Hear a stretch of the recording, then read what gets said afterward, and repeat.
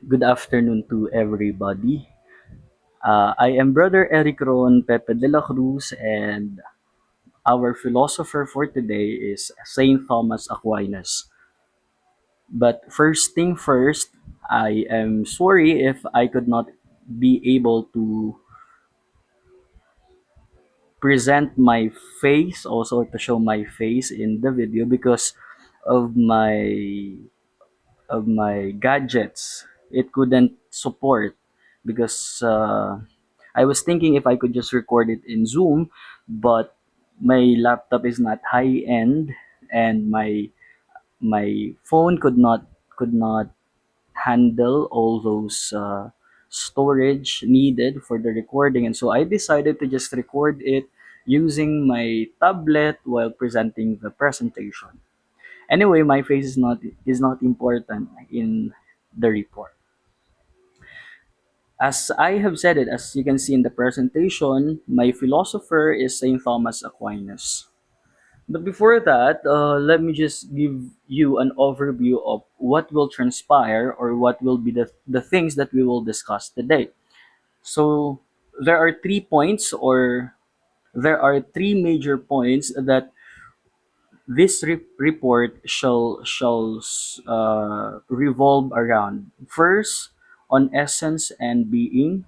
Second, the Summa Theology. There are questions and objections about this, and Saint Thomas Aquinas was able to address all those objections.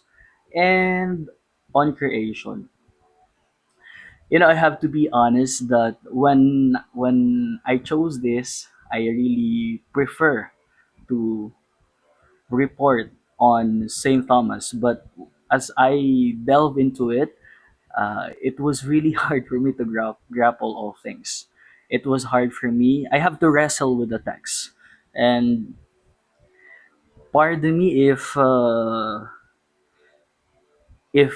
be simplifying some things that are very complex, but I assure you that I will not oversimplify it, and I would not ruin the authority of the text. Let's proceed. Of course, we have to know first who St. Thomas Aquinas was so that our understanding of him will be rounded. First, Thomas Aquinas was born in a noble family in Roccasecca, Italy, and was sent to the prestigious Benedictine monastery of Monte Cassino at the age of 5 for early education. So probably, I mean, his parents would really prefer to send him to a Benedictine school or monastery because during those times when the mendicants are not yet were not yet famous, rather, the Benedictine um, and other, how they call it, other contemplative congregations were very famous, were very popular. So he studied in the University of Naples, and there he was able to meet the Dominicans. It was a new mendicant order, and though his parents would want him to join the Benedictine, he decided to join the Dominican.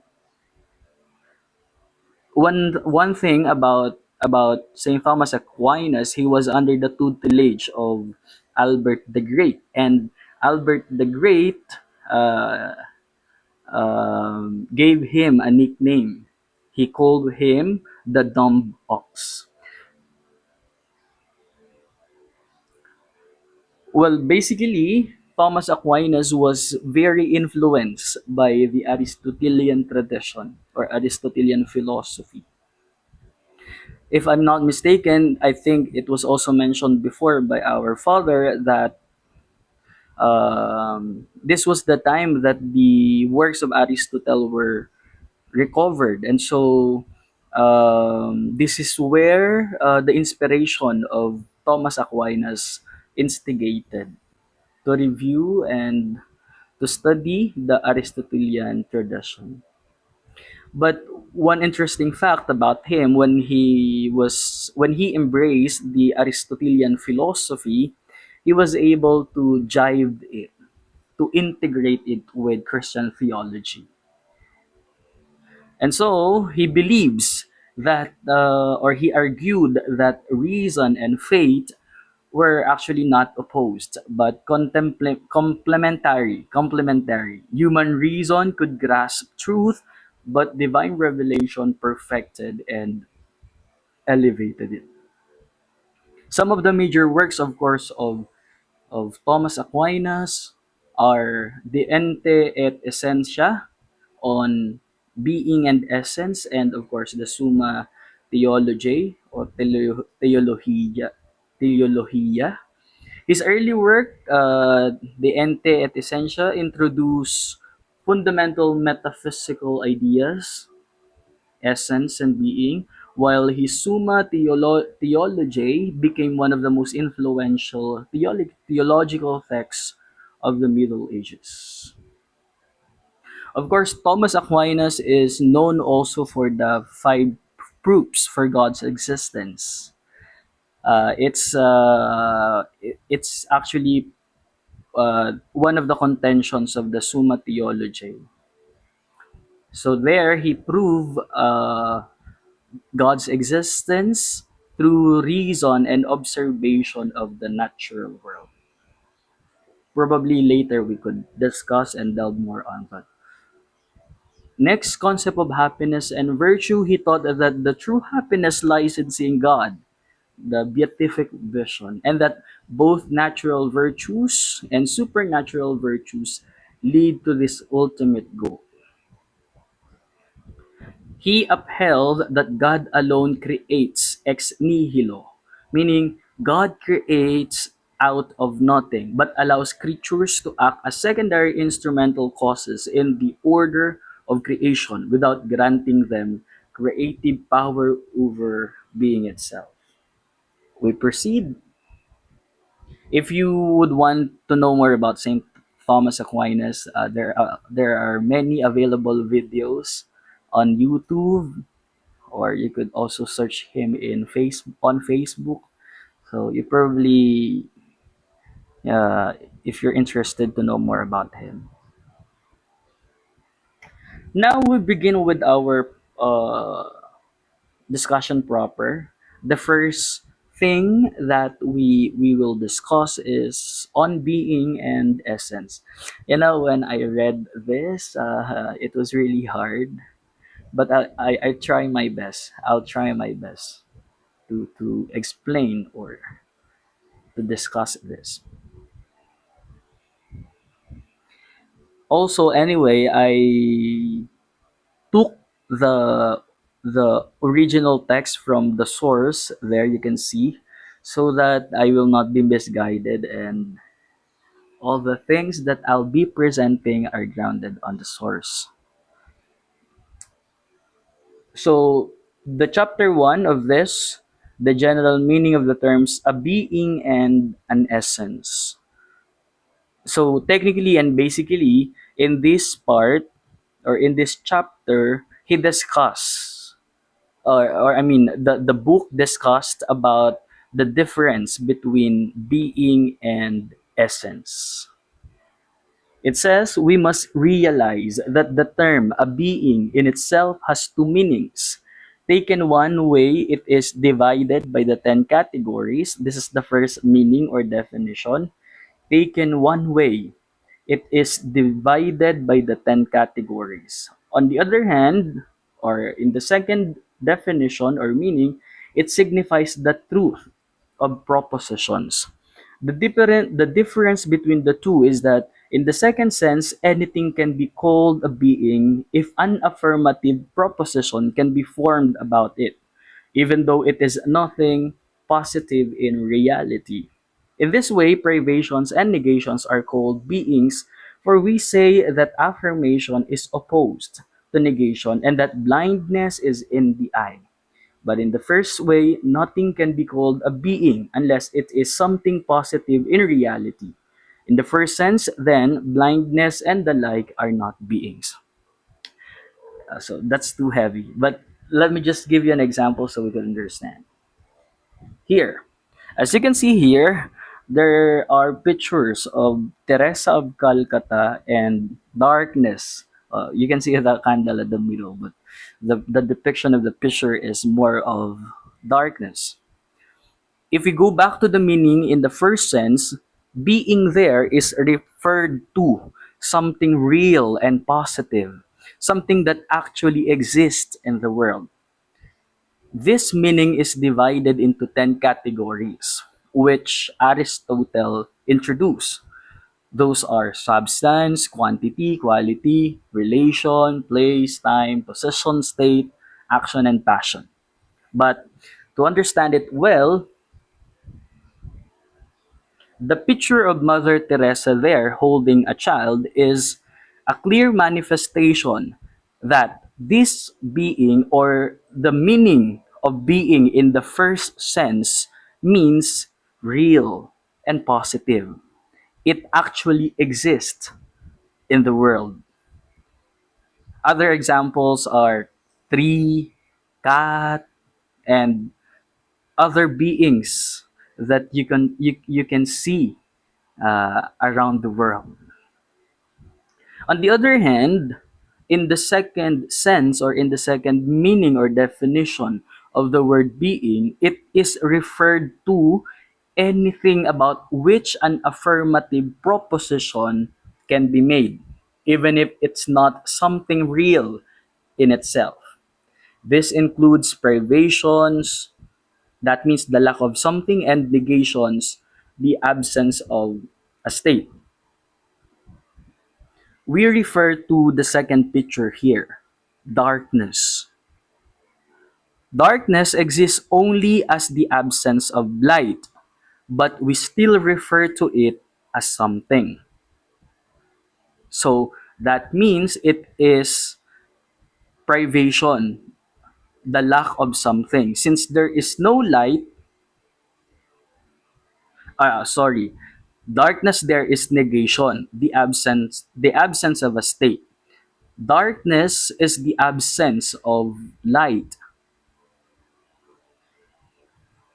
That means even it's not real in the world, we can still call it something.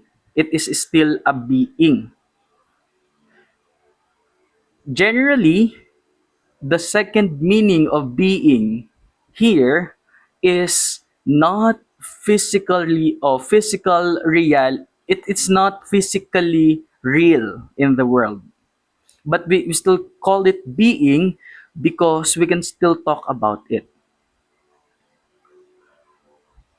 Let me give you a comparison. The first sense, a person with sight is a being in reality. Come again. For example, you, if you have sight, if you can see, you are a being because you exist in the reality. The second meaning of being there is blindness is not a being in itself, but it is called a being in a logical sense because we can talk about it. So the absence of sight is blindness, but we can still, though it blindness generally is not real physically or in physical reality. So blindness there is still a being logically, but that falls on the second meaning of being. Let me just reiterate what I just said. There are two definitions of being. First, being refers to something real and positive, something that actually exists. On the other hand, on the second sense or meaning of being, being refers to anything about which an affirmative proposition can be made, even if it's not something real in itself. Like my example earlier, a blind person is a real being. And on the other hand, Blindness, the absence of sight, is considered to be being also, but it's not real physically. Now we proceed to the next um, argument. The term an essence is not derived. By the way, let me just tell you that being is also existence. Okay? It's the other term for the word existence. Being. Now we proceed to the term essence. It is not derived from the second meaning of a being. For in this sense, some things are called beings that do not have an essence, as it as is clear in the case of privation. Rather, an essence is derived from a being in the first meaning of the term. So meaning the word essence only applies on the first definition of being and not on the second. Rather, an essence is derived from a being in the first meaning of the term. As the commentator says, a being in the first sense of the term is that which signifies the essence of a thing. And because, as we have said, a being in this sense is divided by 10 categories, essence must mean something common to all the natures through which different beings are placed in different genera and species. As for example, humanity is the essence of man, and so with regard to other things. What does it mean? It means that essence, we're talking about essence. We're done with existence or being. Now we proceed to essence. It's not derived from the second meaning of being, the logical being. Those beings that are not physically real. Because things like blindness and negation do not have a true essence. Instead, essence is derived from the first meaning of being. It is something that truly exists in reality. Since real beings are divided into categories, essence it is what is common to all members of a category. For example, the essence of a human is humanity, because a horse could not have an essence of a human, because the nature would not tell that horse that he should share in the essence of humanity. On the other hand, the essence of a horse is of course hoarseness rather. Both humans and horses belong to the category of substance, but have different essences. In other words, humans and horses belong to the category of substance, but their essences are different.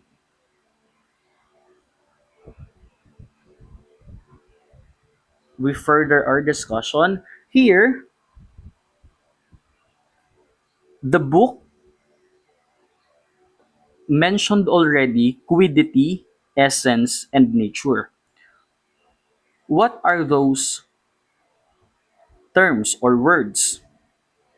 When we say quiddity, I'm not going to read anymore the text. But when we say quiddity, that means the whatness. This term is derived from the question, what is it? It refers to the defining features of a thing that make it what it is.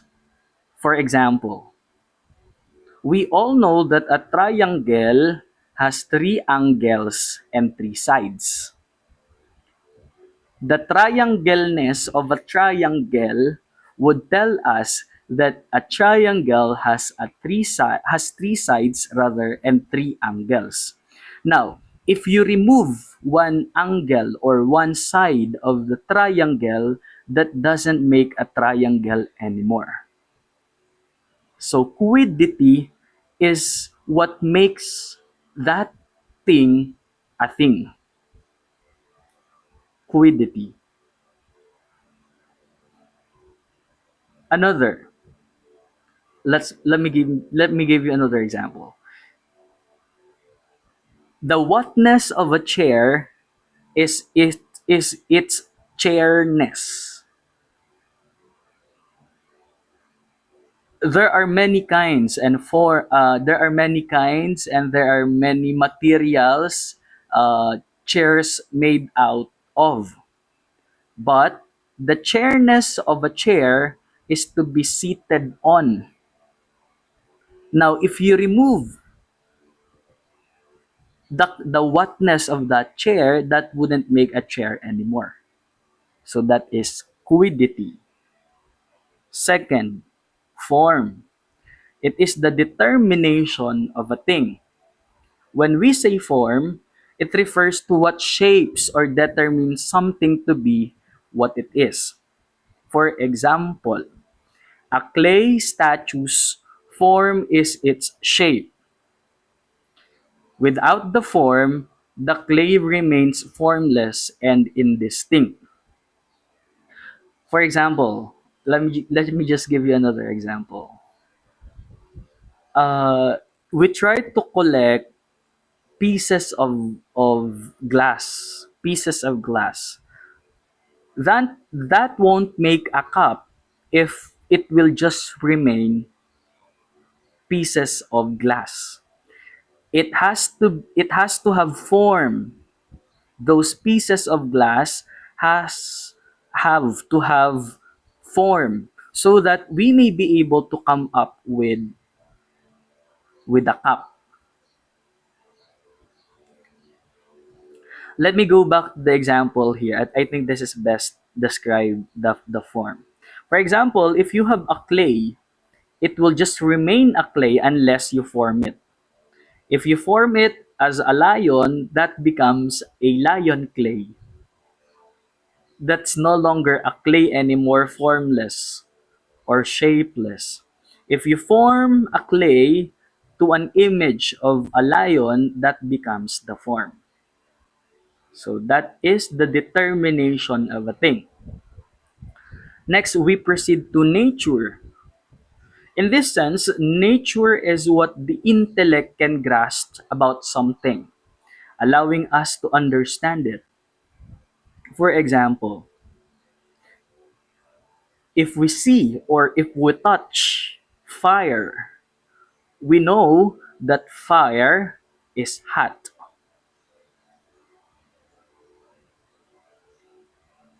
Another example, the nature of a human is to be rational, I hope. Another thing, the nature of the dog or the nature of dogs are to bark. Now, if you see people barking, probably, no, I am just kidding. Nature is what the intellect can grasp about something. It allows us to understand it. That's nature.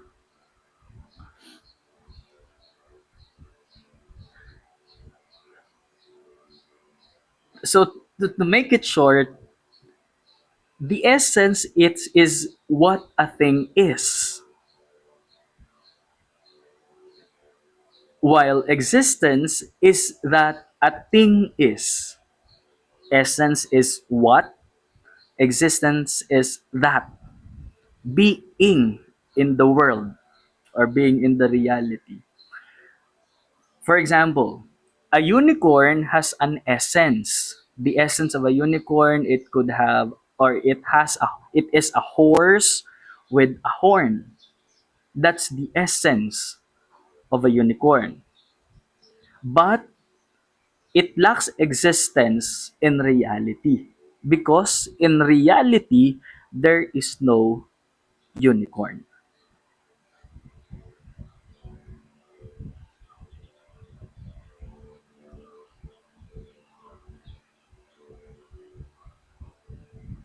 Now we proceed to the composite substance. But before that, We define first what is substance. A substance is a thing that exists independently. For example, a tree, a dog, a person. That's a substance. While accidents, this is not the unprecedented events, or probably this is not a sad event or incidents that happen, but accidents here are the properties that depend on a substance but do not exist independently. For example, a tree is tall. Tall there is an accident. It gives property that is dependent to the substance. Because if you remove the description, tall, a tree is still a tree. For example, another example of an accident. A dog is brown. Brown there is another quality, but if you remove the accident, a substance can still exist independently. In other words, accidents are truly dependent on substance, while substance can stand and can exist independently. In substances, essence is truly and properly present. In accidents, essence is present in a limited or qualified way. For example, a rose is a substance. We all know that. It has an essence. It is a plant, it has biological functions, and others. So, if we go back to the essence of a rose, it's a substance, considered to be substance. While if we give descriptions to the rose, that becomes accident. For example, the redness of the rose is an accident. Why? Because a rose would still be a rose even if it's color yellow or color pink or color red. It depends on the rose but does not have its own independent essence. So the accident could not exist without, or it is dependent rather. It is dependent on a substance. That's an accident. Now we can see here on the screen the word composite substance. The other substance we have is the simple. It's easy to understand. When you say simple substances, those that are not made up of parts, meaning pure form. Later on, we will unravel and unpack all of those terms in this report. We have here already the form and the matter, or the matter and the form. When you say simple substance, that means that substance is pure form. What are the examples of simple substance? God, angels, human souls. So it doesn't have to have matter or material. On the other hand, composite substances are those that have multiple components. In other words, composite substances are composed of different parts so as to make its entirety.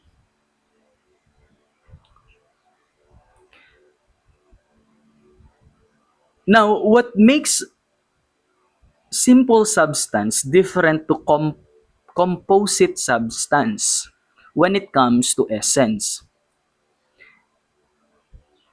Essence is more perfect in simple substances, in angels, in God, in human soul, because they exist more purely. As I have said, simple substances are those pure forms. While on the other hand, example of composite substances are humans because we are made up of body and soul. The trees have components also, or parts like the roots, the trunk, the leaves, and all that. According to Thomas Aquinas, it's really hard to grapple and to understand the simple substances. And so, in order for us to understand what we are discussing today, we have to begin to what is known, what is familiar. And what is familiar is the composite substances because it is present in the reality, or it is physically real. It exists, in other words. For example, a child first understands a dog before trying to grasp the concept of an angel. You see, we easily, I'm not saying that we could not understand simple substances, but what I am trying to say, it's easy for us to understand what is already familiar, or what is already given, present, real, existing. So it's easy to understand, or it's easy to study about the composite substance. So being can mean real existence or logical existence. That's I gave that earlier at the beginning, that there are two definitions or meanings of being: the logical existence and the real existence. And then essence comes only from real being and determines what a thing is. So the essence falls under the first definition of being. And then we also discussed quiddity, form, and nature. And essence is fully present rather in substances but qualified in accidents. Now we proceed.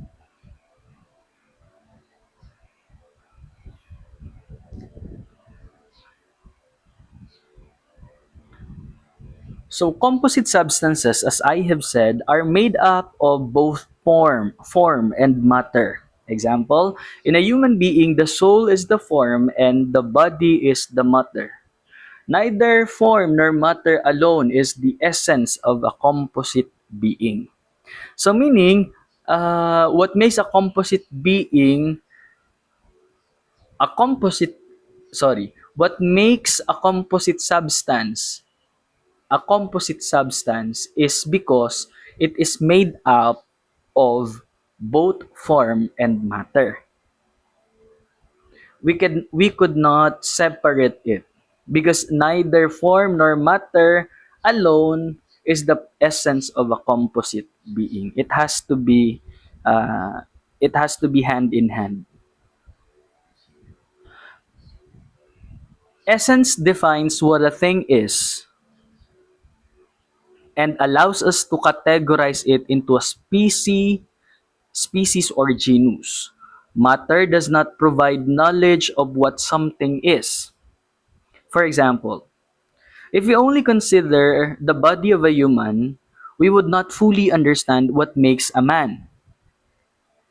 For example, my essence is not only dependent on my eyes. Because if you remove the eyes and tell me the essence or the whatness of a human being, that won't suffice. That won't tell the whatness of a human. A thing is classified in a species through what makes it actual, not just its material composition. So it has to be it has to be both form and matter. Nevertheless, the form could also not be sole consideration in defining what a thing is. For example, the definition of a human being is rational animal. Animal refers to the body, and rational refers to the soul. Body there is the matter, and the soul there is the form. If form alone were the essence, humans would be no different from angels, who are pure form without matter. In other words, essence in composite substances means the combination of matter and form. It is not a relation or something added. Essence is not a mere relation between form and matter. It's not only a relation, it is the union of both matter and form. When form actualizes matter, it becomes an actual being. For example, a marble statue exists potentially in the marble block.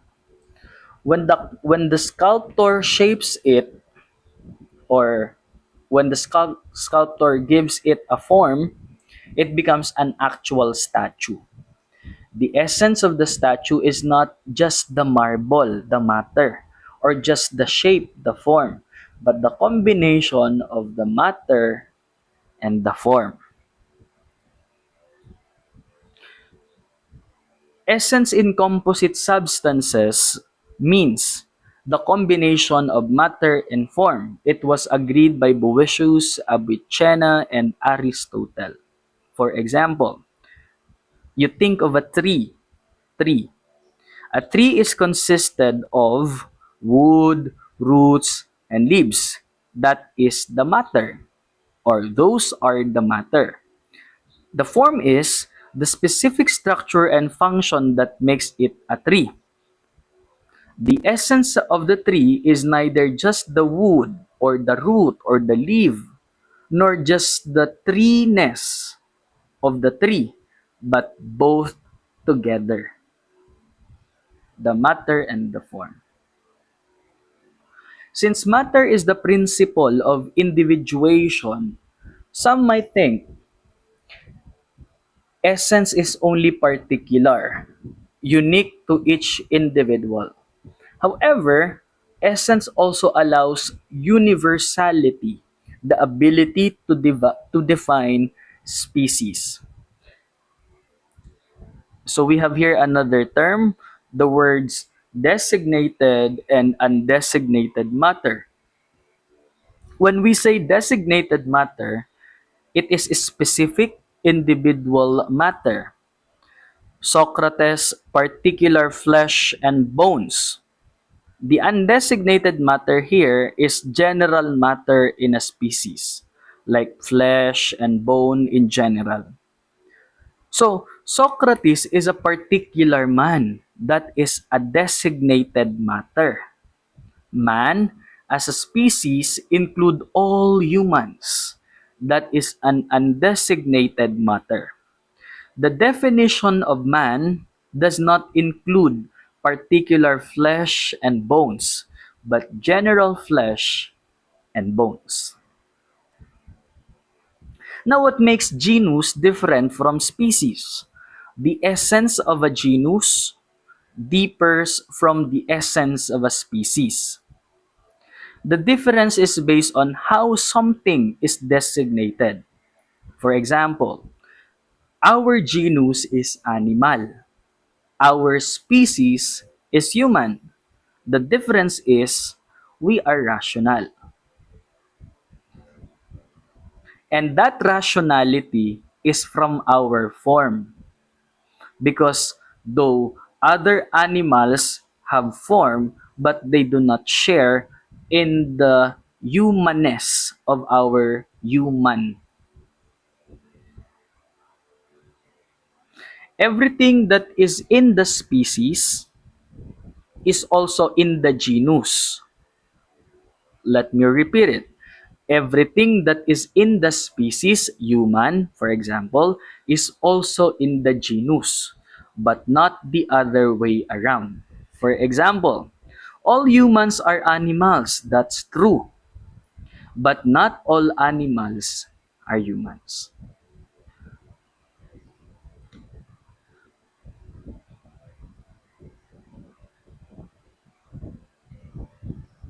Let's proceed there. I said that already.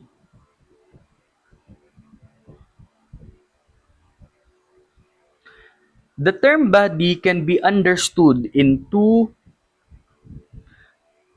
main ways: as a thing having a form that allows three dimensions to be counted in it without specifying any particular form.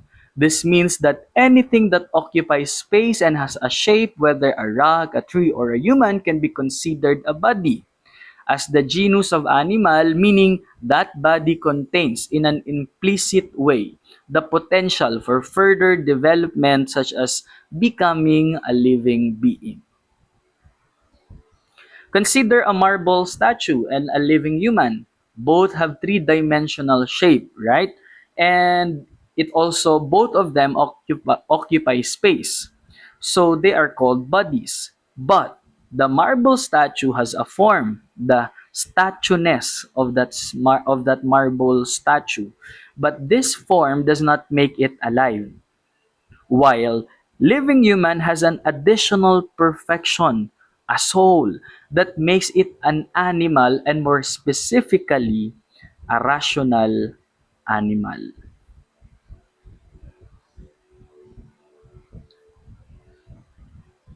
A genus, a general category derived from matter that signifies the whole, but without a specific form.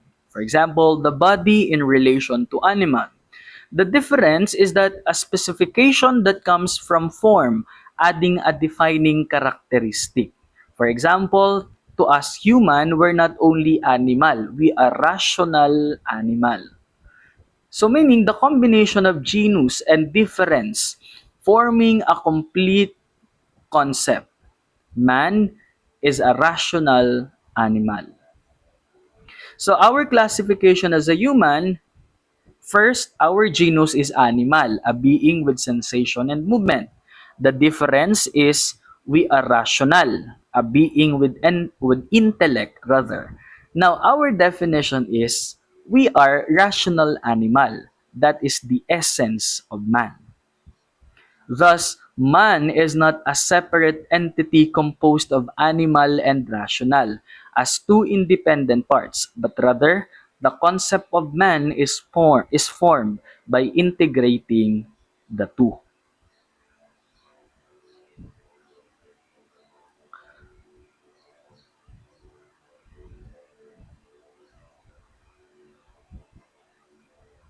And now we proceed to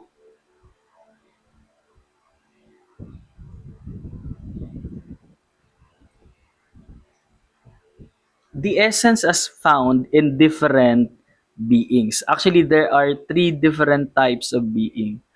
Uh,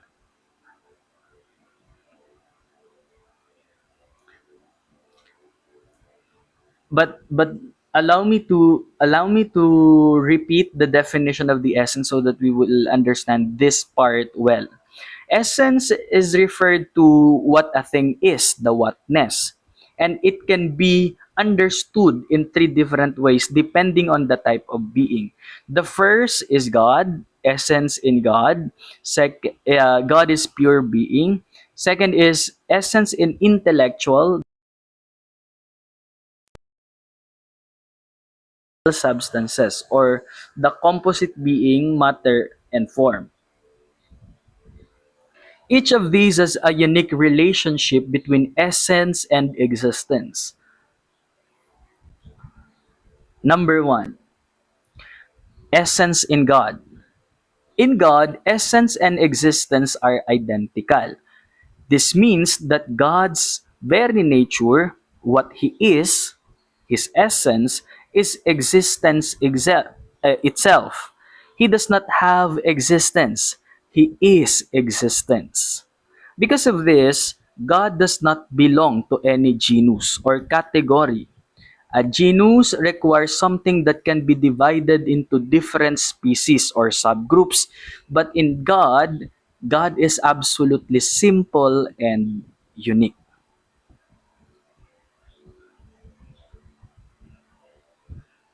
Next, essence in intellectual substances like angels, human souls. In angels and human souls, essence and existence are not identical. These substances have existence but are not identical to their existence. However, unlike material beings, they are not composed of matter. Because of this, they are limited only from above. For example, an angel. It has a specific nature. Gabriel is an angel, but it does not have a body. Each angel is individually unique, unlike humans, who belong to a species where multiple individuals exist. Angels do not have matter that allows multiple individuals in one species. And lastly, essence in material substances. Material substances are the combination, both together, of matter and form. In physical beings like humans, animals, and plants, essence consists of both matter and form. These substances are limited in two ways. From above, their existence is received from another, from God, and from below, their essence is received in matter, which makes them individuated.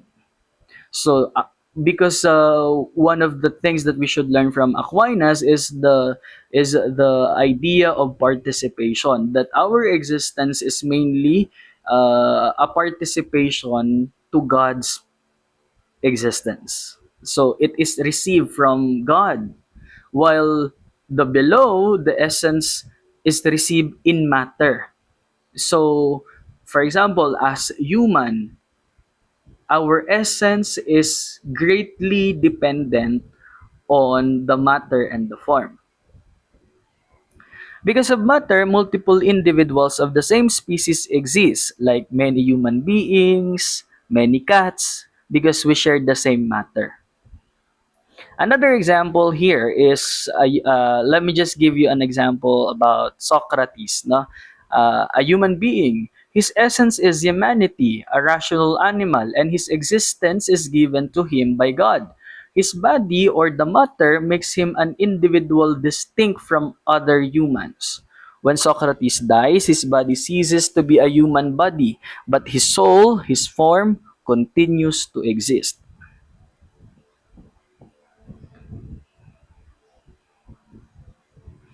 So to make it simple, God, his God's essence is his existence.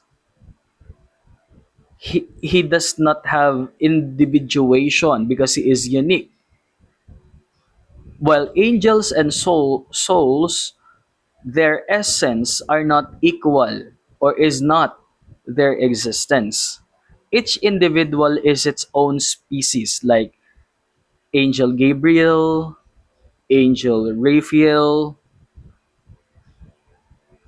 because each angel is unique from one to the other.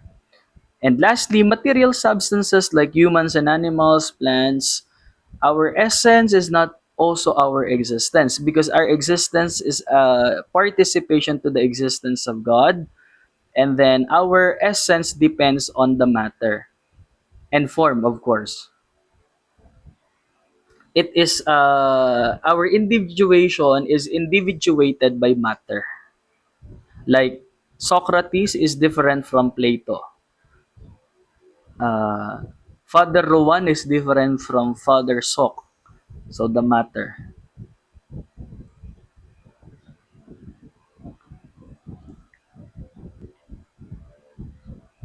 Now we proceed to the accidents. I made mention of this earlier, but we will study it again, or we will dig deeper into it. So essence is what the definition signifies. Since accidents such as color, shapes, and actions can be defined, they must have an essence. However, unlike substances like a human or a tree, accidents cannot exist independently. They always require a subject. This is what I was telling earlier many times. Like for example, the color red cannot exist on its own. It must be in something, like an apple. Thus, redness has an essence but only in a qualified way because it depends on the apple. Because there are green apples also. Um, a human being has an in on the other hand, a human being has an independent existence, so its essence is complete in itself. However, accident like tallness or whiteness only exist because they are in human being or another substance. Now, what makes substantial and accidental forms different? A substantial form, like the soul in a human, unites with matter to create a complete being.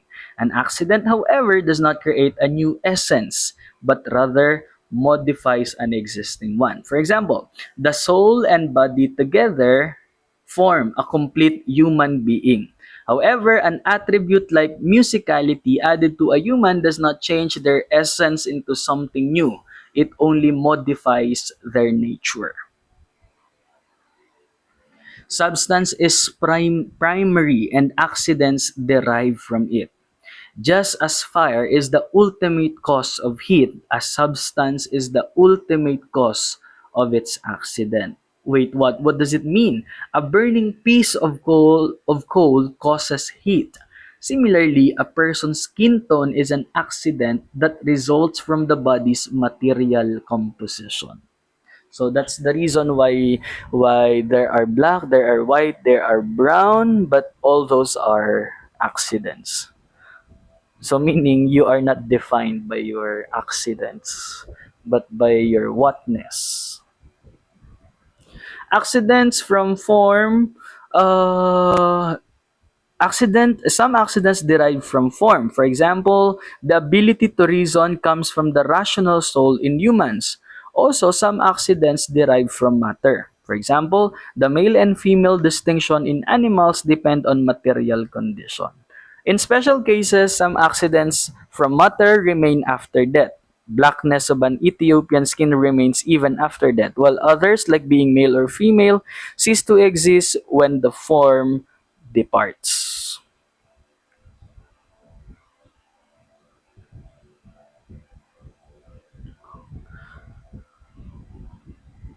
Accidents from matter are unique to individuals. Height varies among humans, for example. Also, accidents from form belong to the species. The ability to laugh belongs to all humans. But I think there are some dogs who know how to smile, or some crocodiles in the Senate. Then I'm just kidding. Next, complete versus incomplete actuality in accidents. Some accidents exist fully due to a substance's essence, while others need external factors. For example, complete actuality, fire is always hot by its nature. That's complete actuality of an accident in an accident. While incomplete actuality in an accident is air is transparent but only fully so when light is uh, air is transparent but only fully so when light is present. So we can only see air fully when there is light. Substances have genera and species. For example, human is a species of animal. Accidents do not form a single unified nature but can still be classified. For example, whiteness is categorized under quality, not substance. So just because you are white doesn't mean you are beautiful. That's why in Filipino we can hear from other people, ay maputi lang 'yan, hindi naman maganda. Anyway, abstract versus concrete naming. Whiteness, abstract is in the category of quality. Something white, concrete is not directly in a category but is reduced to its subject.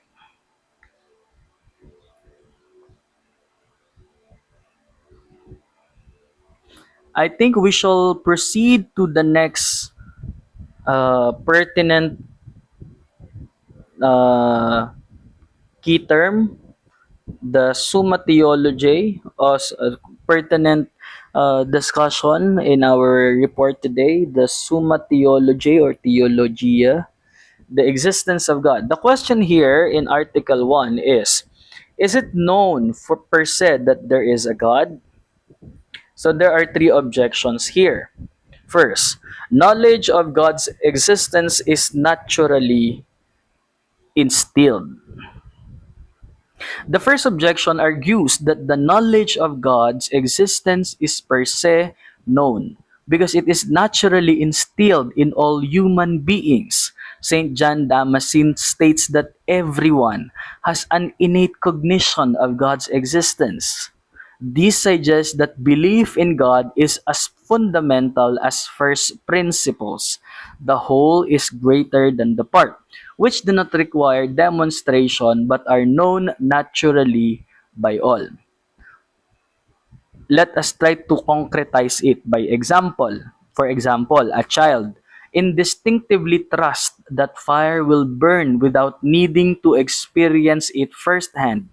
Similarly, if God's existence were per se known, every person would naturally recognize it without need for reasoning or external evidence. So, what is the response of Aquinas to this? That our recognition of God is instilled or it is known per se. He said that there is a general and indistinct knowledge of God instilled in human nature, but this does not equate to knowing explicitly that God exists. If I were to put it in my own words, I think there's a seed planted in our hearts, but it has to be watered. It has to be nurtured and cultured so that it will bloom and it will bear fruit, so that we may be able to know God at the very least. Humans naturally seek happiness, and since ultimate happiness is found in God, there is a natural inclination toward Him. However, people interpret their pursuit of happiness in different ways. Some equating it with wealth, others with pleasure. Thus, this general knowledge does not equate to a direct and immediate understanding that God exists. Another example, seeing a shadow moving in the distance gives one an awareness that someone is there, but without clarity on who it is. Similarly, humans may have an innate inclination towards something beyond them, but not necessarily a clear concept of God's existence. That's the first objection and the response of Aquinas. Second objection, understanding the name God implies his existence. Here, the second objection is based on Anselm's ontological argument. It claims that understanding the term God, that is that which nothing greater can be conceived, automatically implies God's existence. A being that exists in both the mind and in reality is greater than one that exists only in the mind. If God existed only in the mind, then a greater being could be conceived, one that exists in reality. Therefore, God must exist in reality. So, if a perfect island is imagined but does not exist in reality, it is not truly the greatest possible island. By contrast, if God is the greatest conceivable being, he must exist in reality because otherwise a greater being could be conceived. But the response of Aquinas here is Aquinas counters by noting that not everyone understands the term God in the same way. Something some think of God as a corporeal being, while others do not accept the idea of a greatest being at all. Moreover, even if someone understands the definition of God as that which nothing greater can be conceived, this does not necessarily lead them to affirm his real existence. The ontological argument assumes that everyone accepts the premise that such a being exists in reality, which those who deny God's existence do not grant. In other words, someone may hear the term unicorn, for sure you know that, and understand it as a horse-like creature with a horn. Sometimes they are flying. However, this does not mean that unicorns exist in reality. Similarly, defining God as the greatest conceivable being does not automatically prove his existence in reality. Next, the third objection: truth is self-evident and God is truth. This third objection states that the truth is self-evident and God and because let me repeat it. The third objection states that truth is self-evident because denying truth requires affirming it. Performative contradiction. Since stating truth does not exist, is itself a truth claim.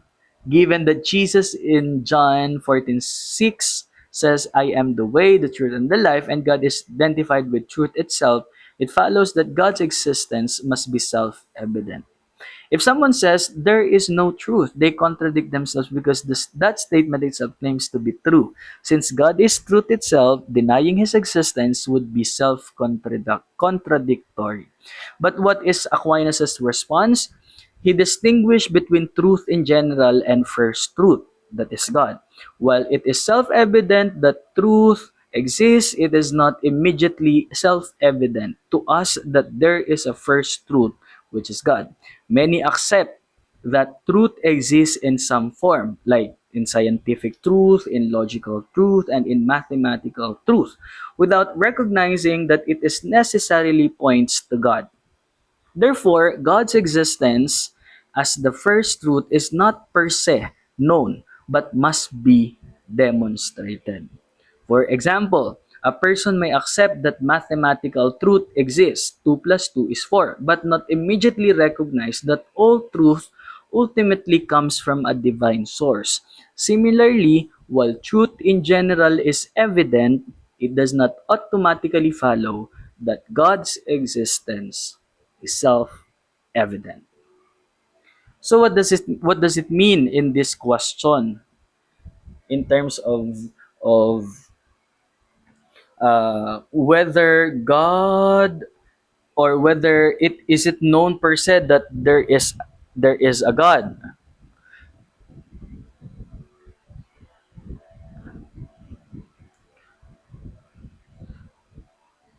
Aquinas concludes that God's existence is per se known in itself, secundum se, because God's essence is his existence, his esse.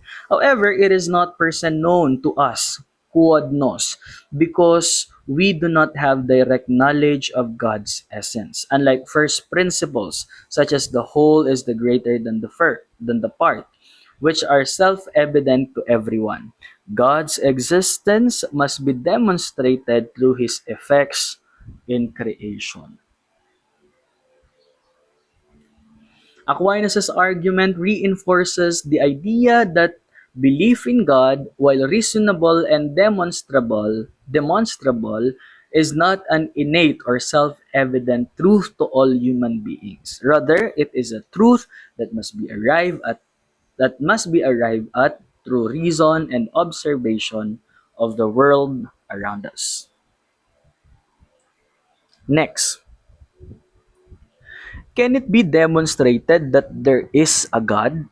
That's the question. So there are also three objections. First, faith and demonstration are incompatible. So here, faith pertains to things that are not evident, whereas demonstration leads to knowledge, which is certain and evident. Since God's existence is an article of faith, it cannot be demonstrated. For example, consider the doctrine of the Trinity, Father, Son, and Holy Spirit. It is accepted by faith, not proven through reason. If God's existence were demonstrable, it would belong to science, not faith. According to Aquinas, while faith pertains to mysteries beyond reason, certain truths like God's existence are preambles to faith. God's existence can be known through reason and demonstration even though deeper aspects require faith. For example, the Trinity. The existence of the sun can be known through observation, but understanding its inner workings, like nuclear fusion, requires deeper study. Similarly, God's existence can be demonstrated, but his essence remains a mystery of faith. Second objection here, we cannot know God's definition, so we cannot demonstrate his existence. Well, a demonstration requires a real definition, quid es.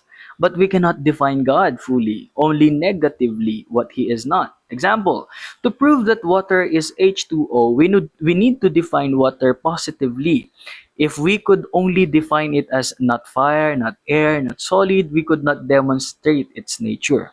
Likewise, if we only define God as not finite, not material, we lack the basis for demonstration.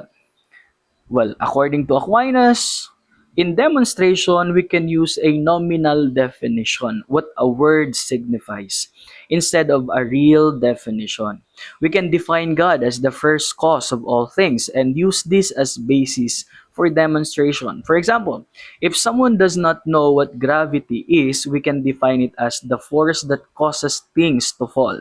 Even if we do not fully understand gravity's essence, we can still demonstrate its existence from its effect. For example, a falling object.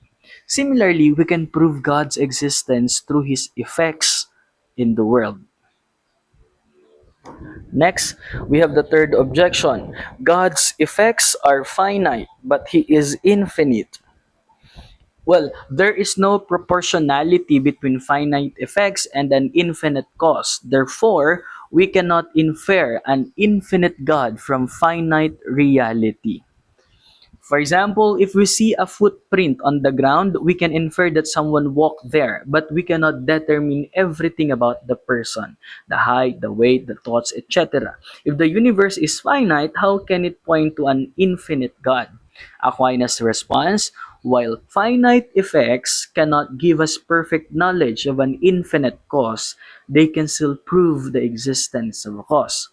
From the existence of dependent, contingent beings, we can reason to the existence of a necessary being, which is God.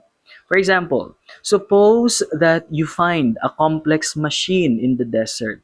Even if you do not understand its creator perfectly, you can infer that an intelligent being designed it. Similarly, though we do not fully grasp God's essence, we can conclude He exists based on the order and contingency in the universe. Aquinas here, in this question, if we could demonstrate that there is God, he said that God's existence can be demonstrated, though not in the way we prove mathematical or physical truths. We can reason from observable effects like the creation, the motion, the causality to a necessary first cause, God. However, faith remains necessary for understanding his deeper nature. Next, we have here the existence of evil. Is there a God? That's the question. Now, if two contraries exist, one will destroy the other if it is infinite. God is defined as infinitely good. If God existed, evil would not exist because infinite goodness would eliminate all evil. However, evil does exist in the world. Therefore, God does not exist. For example, you are in a completely bright room.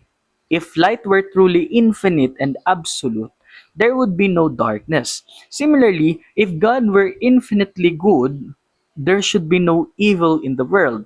But since evil exists, it suggests also that God does not exist. According to Aquinas, there are two objections anyway. According to Aquinas, God permits evil to bring about greater good. Evil does not disprove God's existence because God, in His infinite goodness, allows evil to exist in order to bring about a greater good. In support from Augustine, since God is maximally good, He would not allow any evil to exist if He were not powerful enough and good enough to draw good even from evil. For example, suffering and moral growth. A person who undergoes hardship like poverty, illness, may develop virtues like patience, courage, compassion, which would not have developed without suffering. Another example, the crucifixion of Christ, the greatest moral evil.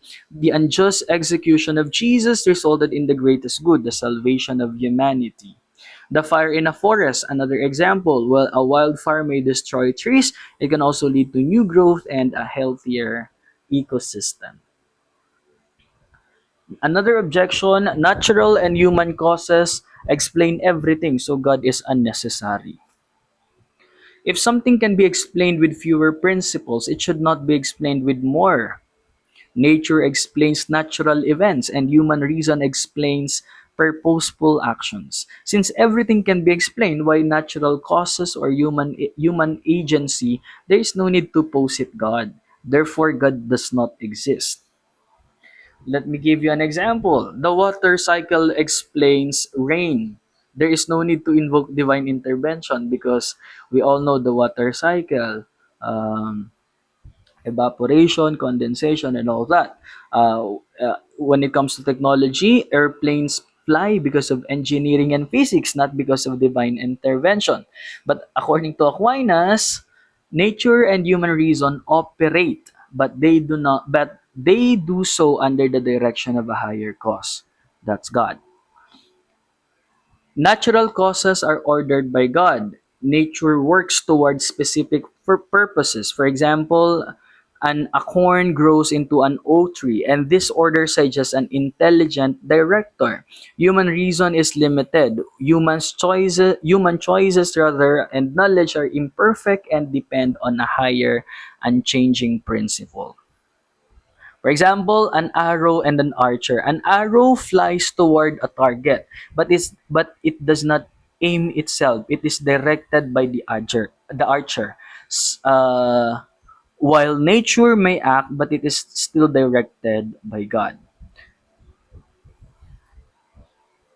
And we have here the five ways to prove God existence. Of course, we have the first mover. Everything that we see around this world, this realm, move. It's because of the first mover. Like for example, if your laptop, it won't open itself unless someone opens it. There must be an unmoved mover, God, because if He is the first mover, uh, He doesn't need to have another mover to move Him. The second argument or the second way is the first cause or the efficient causality. Everything that exists was caused by something else.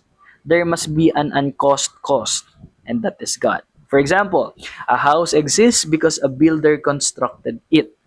The builder exists because of their parents and so on. This cannot regress infinitely. There must be a first cause. And God is the first cause of everything. First mover, first cause. Next, we have the necessary being, and we are contingent beings. Some things exist contingently. Like for example, I was born on April 22, 1999, and I will die sooner or later, I do not know, but that only means that I am contingent, that I exist and I become non-existent. I become non-existent. But God is a necessary being. He exists because his essence is his existence. So there must be a necessary being that gives existence to everything else.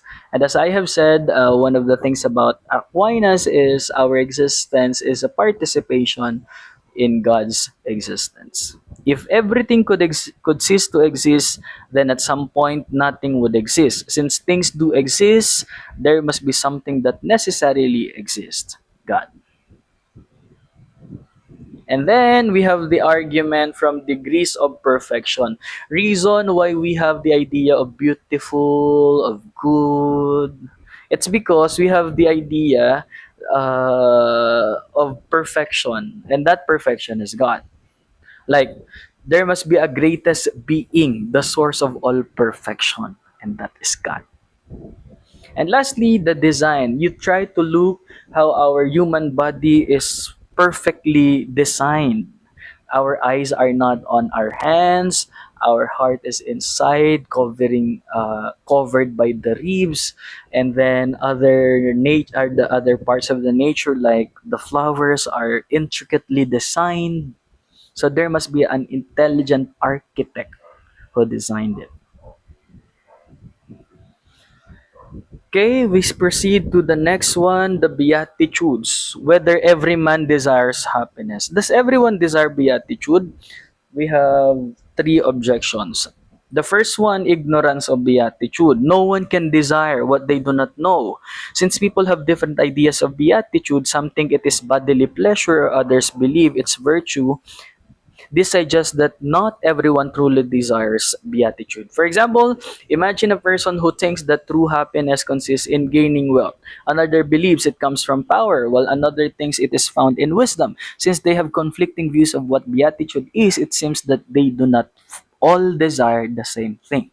But according to Aquinas, everyone desires beatitude in a general sense, which means they desire complete fulfillment or perfect happiness. In Stoicism, I think this is eudaimonia. However, not everyone understands precisely what constitutes true beatitude, but we are all towards happiness. But I think the problem is we do not know the real meaning or definition of what to be truly happy. For example, a child desires happiness but may think it comes from eating candy, while an adult may think it comes from meaningful relationship. Both are seeking happiness, but their understanding dif- differs. The same applies to those who seek bodily pleasure or virtue. They desire beatitude but misunderstand its true nature. Second, some do not desire the beatific vision. The essence of beatitude is seeing God directly, the beatific vision in heaven. Wow. However, some people believe that it is impossible to see God in this way. Since they do not desire what they think is impossible, not all people desire beatitude. Example, suppose a scientist does not believe that time travel is possible. Because he believes it is impossible, he does not desire it. Likewise, if someone does not believe in seeing God's essence, they would not desire beatitude. But according to Aquinas, people naturally desire perfect happiness. Our lineage is towards perfect happiness, but their desire is shaped by their limited understanding. Even if they do not explicitly desire the beatific vision, they still desire the ultimate and perfect good, which is God. Suppose someone desires perfect justice and ultimate truth, but they do not believe in God. They are still indirectly desiring God because He is the source of all justice and truth.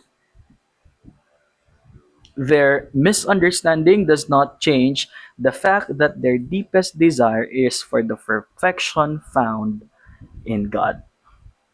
And lastly, some people desire bad things. This is very true. Beatitude is defined as having everything one wills and not willing anything badly. However, some people will things badly and do not desire to change their will. Therefore, not everyone desires beatitude. For example, a person addicted to gambling desires to continue gambling even though it leads to suffering.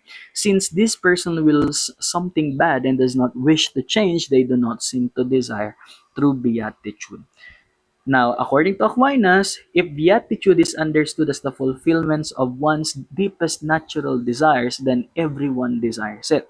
However, if it is understood in terms of what someone mistakenly thinks will make them happy, then some may not desire it correctly. For example, a person or a sick person may crave unhealthy food believing it will make them feel better, but their deeper natural desire is for health. Similarly, if someone even if someone wills evil things, their deeper nature still longs for the true happiness that only comes from perfect good, which is God. Next, another on virtues. Should the moral virtues be called cardinal or principal virtues? There are three objections also. The first objection, all virtues are equally principal since they divide virtue as opposite. Here, in logic, when things are divided by opposites, they are simultaneously in nature and do not have a hierarchical order.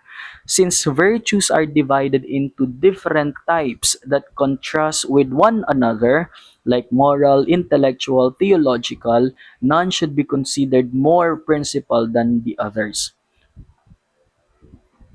If, for example, if we recognize or if we categorize animals into mammals, reptiles, and birds, none of these categories is more fundamental than the others because they are all equally subdivisions of animals. If virtues are divided into different categories, no single type should be called principal. But according to Aquinas, some divisions in philosophy are made based on equality, like species of animals, while others are based on hierarchy, like substance being superior to accidents. The division of virtues follows the second kind. Some virtues are more fundamental than others in terms of how they operate in human life. For example, consider the difference between a foundation and the walls of a house. The walls are part of the structure, but the foundation is more principal because it supports everything. Moral virtues are foundational to human virtue because they perfect the will and appetite, making them principal. Next objection, theological virtues should be principal since they concern the ultimate end. The most important aspect of virtue is directing a person to their ultimate goal. Since the theological virtues directly concern the final end, they should be considered the principal virtues rather than moral virtues which focus on intermediate actions. If a person is on a journey, the final destination is more important than the path they take. Since theological virtues concern the final goal of human life, which is heaven, they should be considered the most principal. According to Aquinas, theological virtues are indeed superior in an absolute essence because they pertain to God, but they are not principal in terms of human virtues.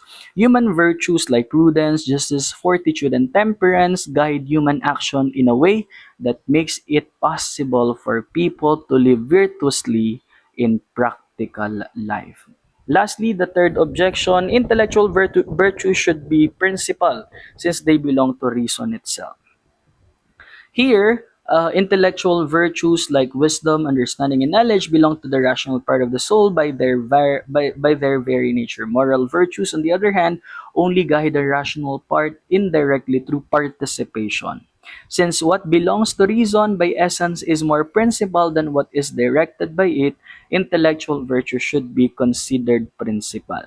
But to Aquinas, while intellectual virtues perfect reason, virtue in the fullest sense rather is about directing human action toward the good, which requires moral virtues that govern the will and appetite. Among the intellectual virtues, only prudence has this function, which is why it is grouped with the moral virtues as a principal or cardinal virtues. Now we proceed on the issue of, or the question of, are the theological virtues distinct from the intellectual and moral virtues? There's three objections also. The first is theological virtues must belong either to intellectual or moral virtues. According to Aquinas, the theological virtues perfect the intellect and will, but in a supernatural way that is beyond human nature. Unlike intellectual virtues, which deal with what can be understood by human reason, or moral virtues, which guide human desires in an earthly sense, theological virtues direct the soul toward God as its ultimate supernatural end. Next, objection 2, wisdom already orders us toward God. According to Aquinas, wisdom as an intellectual virtue studies divine things only to the extent that human reason can understand them. However, theological virtues deal with God as He is beyond human reason. The difference is between knowing something through study and believing it through supernatural revelation. Objection number 3, theological and moral virtues are not distinct because moral virtues are rooted in love or in charity. According to Aquinas, while charity is love, not all love is charity. In the theological sense, charity is a supernatural love of God, whereas the love involved in moral virtues is a natural love for what is good. The moral virtues regulate desires within human nature, while charity elevates the soul to God, or elevates the soul to love God above all things. For example, a person can be temperate by avoiding excess food or drink because they know it is unhealthy, but charity makes them fast out of love for God. The motivation and goal of the virtues differ. We're coming to an end. So on creation, uh, the question is God able to create something from nothing? Well, the answer is uh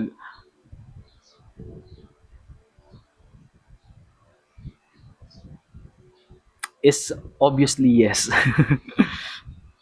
Excuse me. The argument here is every agent acts insofar as it is in act. Created beings like humans, animals, fires are a mix of act and potency. They have actuality, but they also have potential that can be changed. A natural agent can only act on pre-existing things. So, natural agents cannot create from nothing. We are natural agents, so we cannot create. God is pure act, and the second one is God is pure act and the source of all being. Of course, unlike creatures, God is pure act with no potentiality. He is pure actuality. He simply is ipsum esse subsistence. Since God is the fullness of being, esse, he can give being to things without requiring pre-existing material. Just as fire spreads heat naturally, God causes existence by His very nature. For example, the sun and the light, just as the sun does not find light but simply shines by its nature, God does not find being but gives existence to all things. Our existence heavily lie on and dependent on God's existence.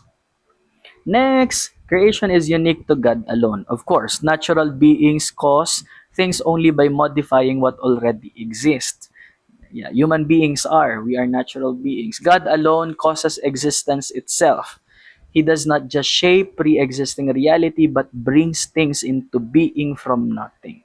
Secondary causes, which are creatures, can develop or refine what exists, but only God gives existence itself.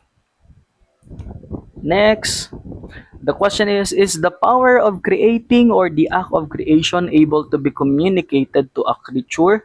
The answer is we have how many? Four here. The first argument here is according to Aquinas, God creates through intellect and will, not by necessity. Therefore, he can create many things directly.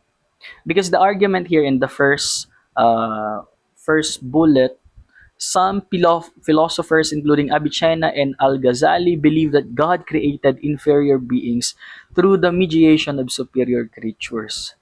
Their reasoning, God is one and simple, so only one thing could proceed immediately from Him. Second, from this first thing, other beings could be created in a chain of causality. They thought God acted by necessity of nature rather than by free intellect and will. So Aquinas said that we are created or everything is created willfully and intellectually by God, and it's not by necessity because it's just needed, so he created. No, we are, it's in the psalm, we are carefully knitted in the womb of our of in the womb of a mother of a woman. Second, Catholic faith teaches that God alone creates. Christian teaching rejects the idea that angels or any creatures co-create or create things. According to Damascene, anyone who says an angel can create is anathema or heretical. Some theologians suggested that creatures could minister creation, meaning that God could create through them as an instrument. But according to Aquinas, it is heretical to say that anything but God creates. Oh, it's only God, the creator. Next, creation is an act of giving being, which only God can do. Creation means bringing something into existence from nothing, ex nihilo. So what's the stand or answer of Aquinas? Since creatures depend on material causes, they cannot create in the true sense. That's it. We cannot create or give or act of giving. And lastly, five arguments why creation requires infinite power. The first argument here, the greater the change, the greater the power needed. The greater the distance between two states, the more power is needed to change from one to the other.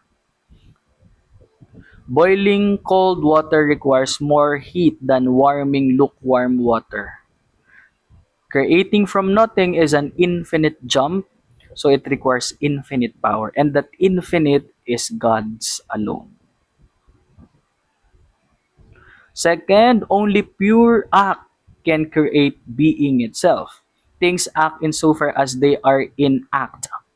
Only something fully actual, pure act can cause being itself. And God is a pure actuality. And in creation, it requires an infinite, fully actual being. And that is God. Only pure act can create being itself. Next, third argument, only God acts without a subject. Creatures need material to act on as a subject, but only God can act without pre-existing material.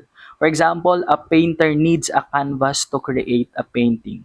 A builder needs bricks to build a house. But God alone needs nothing. He creates both the canvas and the painting. So since creatures always require material, they cannot create. Fourth argument, the first cause sets the order of the secondary cause. Creatures act within an order established by God. Only God determines the first act of existence. A clockmaker makes a clock and the gears then work according to his design. The gears move but they do not create time itself. Likewise, creatures act but they do not create being. Only the first cause God, the first cause, can create being. And lastly, the fifth argument, no ratio between non-being and being. There is no mathematical ratio between zero and a number. Likewise, there is no proportion between nothing and being. Example, you cannot double a number 2, 4, 8, but you cannot double zero to get a number. Similarly, a finite power cannot double non-being into being. Only an infinite power can create something from nothing. So it was said already many times. And I think this is the last slide. It took me 1.5 hours to discuss all this. Anyway, I'm sorry, but this is the best I know I can share. So yeah, please bear. Does it belong to God alone to create? The answer is yes. Aquinas argues that only God has the power to create in the absolute sense, meaning to bring something into being from nothing ex nihilo. He makes this argument by emphasizing that being is the most universal effect, and therefore its production must belong to the most universal and fundamental cause, the first cause, God.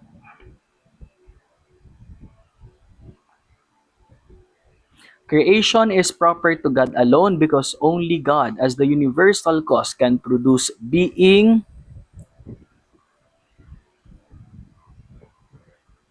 can cause being in the absolute sense. No creature, whether angelic, spiritual, or bodily, can create either by its own power or as an instrument of God. Any act of production by a creature requires pre-existing matter. Like, we can only build a house only if we have materials to make one. But God, He made the materials, He made the house, which contradicts the very nature of creation, ex nihilo.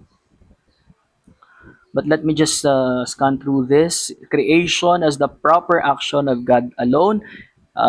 Every effect must be traced to its most universal and primary cause, that is God. Creatures cannot create even as instruments of God. Some philosophers like Avicenna thought that certain creatures like angels and celestial bodies could create by acting in the power of God or instrument of God. But Aquinas would tell that it's no, it cannot be.